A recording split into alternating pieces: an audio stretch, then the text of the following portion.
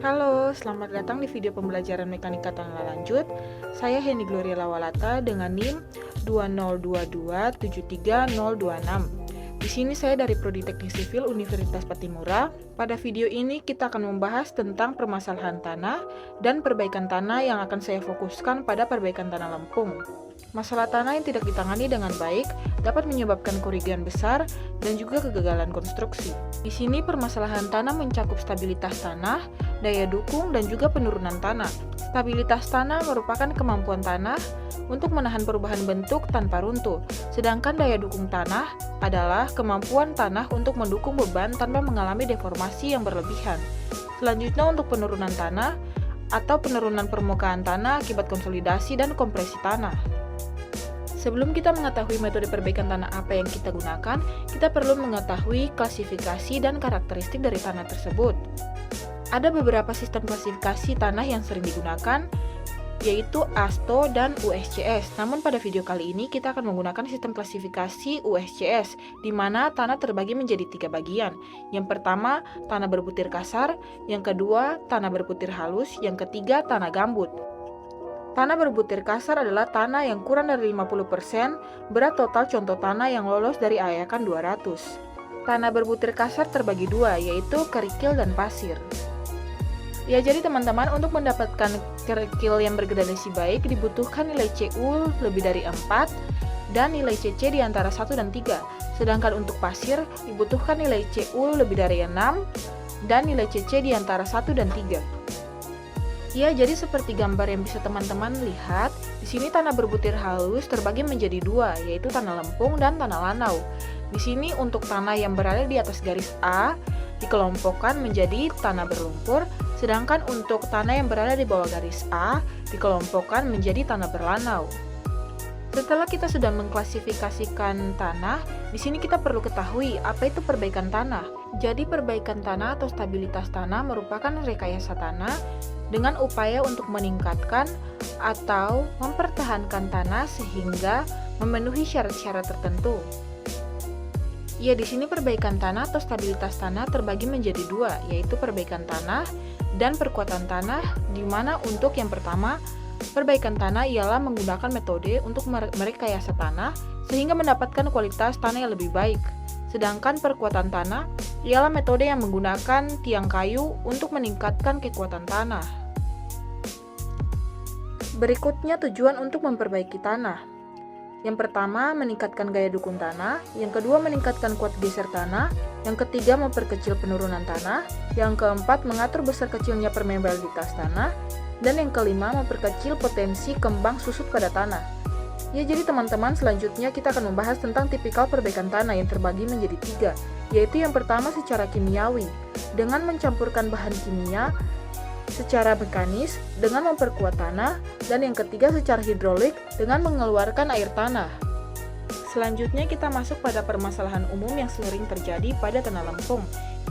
Yang pertama, penurunan konsolidasi merupakan proses di mana tanah lempung kehilangan air dan volume yang berkurang seiring waktu, menyebabkan penurunan permukaan tanah. Yang kedua, masalah saat penggenangan, di mana tanah lempung yang terendam air bisa menjadi sangat lunak dan tidak stabil. Yang ketiga, potensi retakan, di mana pada musim kering tanah lempung bisa sangat kering dan juga retak yang akan merusak struktur di atasnya. Pembahasan berikutnya berhubungan dengan tanah lempung yang sangat penting dalam konstruksi, di mana di sini kita akan membahas beberapa metode yang sering digunakan dalam perbaikan tanah. Yang pertama, jet grouting. Jet grouting adalah proses grouting dengan menggunakan sistem jetting, yaitu penyemprotan air, udara, dan juga bahan grout dengan tekanan sangat tinggi yang bersifat memotong dan mengganti sebagian atau seluruh tanah yang terpotong dengan bahan grout. Pada umumnya, digunakan semen sebagai komponen utama bahan grout. Berikutnya adalah metode perbaikan tanah dengan fibro replacement.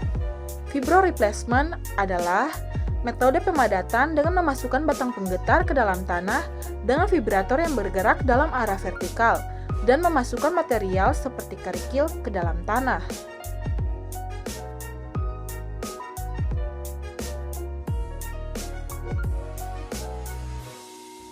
Berikut adalah sistem perbaikan tanah dengan sistem preloading. yang dikombinasikan dengan vertical drain atau PVD. Preloading merupakan suatu metode perbaikan tanah dengan cara menempatkan timbunan pada lokasi yang akan distabilisasi dengan berat sekurang-kurangnya sama dengan berat di masa yang akan datang. Preloading ini biasanya dikombinasikan dengan vertical drain. Vertical drain digunakan untuk memperlaju penurunan konsolidasi pada tanah lempung.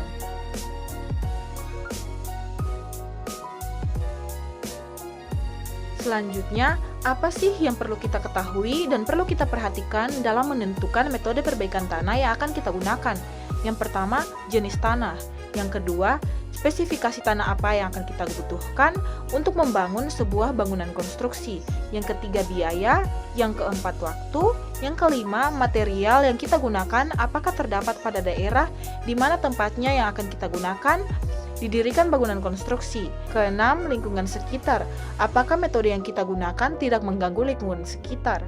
Selanjutnya, tanah lempung. Sesuai dengan klasifikasi USCS yang telah kita lakukan, tanah lempung memiliki indeks plastisitas dan batas cair yang tinggi. Tanah lempung memiliki ciri-ciri sebagai berikut. Yang pertama, berukuran kurang dari 0,02 mm. Yang kedua, mempunyai daya dukung yang rendah. Yang ketiga, tingkat permeabilitas yang rendah. Yang keempat, bersifat kohesif.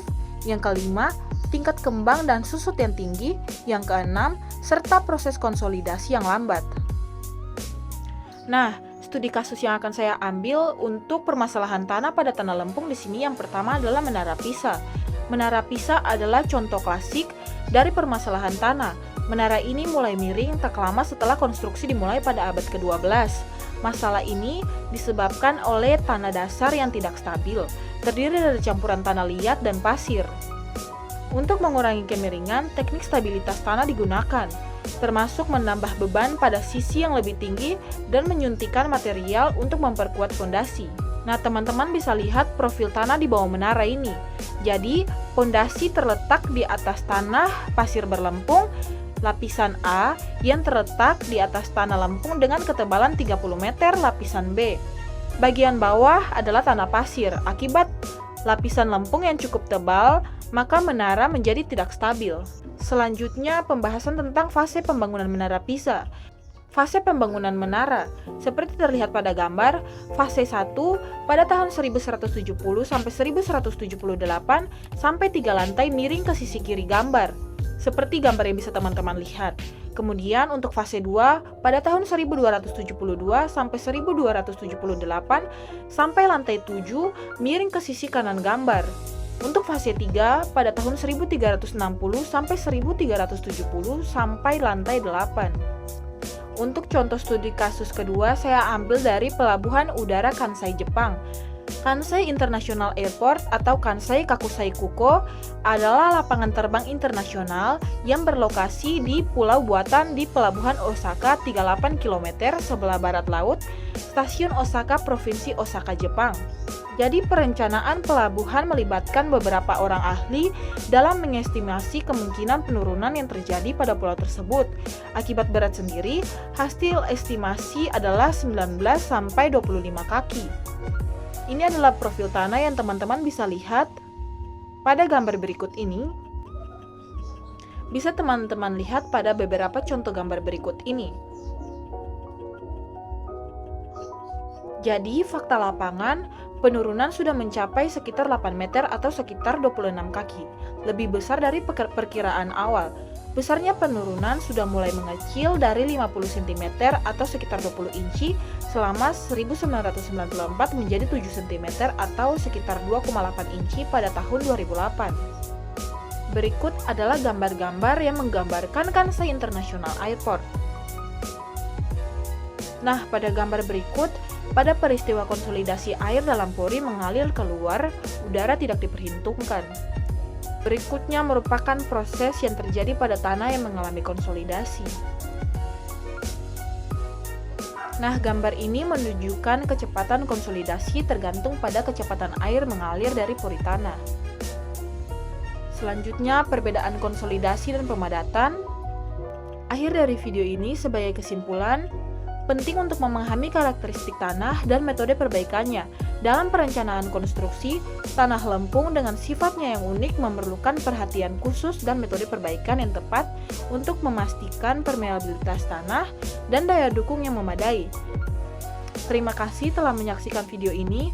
Saya harap Anda mendapatkan pemahaman yang lebih baik tentang mekanika tanah. Cukup sekian, saya Heni Gloria Lawalata dengan NIM 202-73026 dari Fakultas Teknik Universitas Patimura, Prodi Teknik Sipil mengucapkan terima kasih dan sampai jumpa.